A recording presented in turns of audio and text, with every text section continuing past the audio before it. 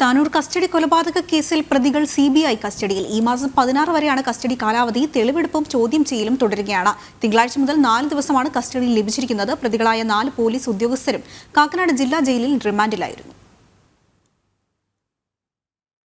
അറസ്റ്റിലായ 1 മുതൽ 4 വരെ പ്രതികളായ senior civil police officer Jinesh, 2ാം പ്രതി CPO ആൽബിൻ അഗസ്റ്റിൻ, 3ാം പ്രതി CPO അഭിമന്യു, 4ാം പ്രതി CPO വിപിൻ എന്നിവരെയാണ് 4 ദിവസത്തെ CBI കസ്റ്റഡിയിൽ വിട്ടത്.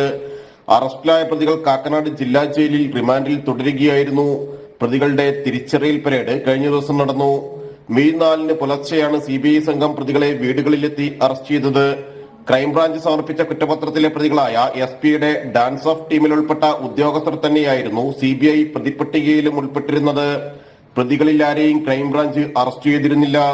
തിരൂരങ്ങാടി സ്വദേശി താമിർ ജിഫ്രി 2023 ഓഗസ്റ്റ് 1-ന് പുലർച്ചെയാണ് താനൂർ പോലീസ് സ്റ്റേഷനിൽ മരിച്ചത്. താമിർ ജിഫ്രിയെ പോലീസ് ക്രൂരമായി മർദ്ദിച്ചിരുന്നതായി ഒപ്പം കസ്റ്റഡിയിലെടുത്തവർ വെളിപ്പെടുത്തിയിരുന്നു. കഴിഞ്ഞ സെപ്റ്റംബറിലാണ് കേസ് CBIക്ക് വിട്ടത്. താമിർ ജിഫ്രിയുടെ സഹോദരൻ ഹാരിസ് ജിഫ്രിയുടെ മൊഴിയെടുത്തുകൊണ്ട് അന്വേഷണം ആരംഭിച്ച CBI മറ്റ് നിരവധി പേരുടെ മൊഴികളും ശേഖരിച്ചിരുന്നു. താമിറിനൊപ്പം 11 പേരെ കൂടി പോലീസ് കസ്റ്റഡിയിലെടുത്തിട്ടുണ്ടായിരുന്നു. ബന്ധുക്കളുടെ ആവശ്യം പരിഗണിച്ച് ഹൈക്കോടതിയാണ് കേസ് CBIക്ക് വിട്ടത്. ജനം, കൊച്ചി.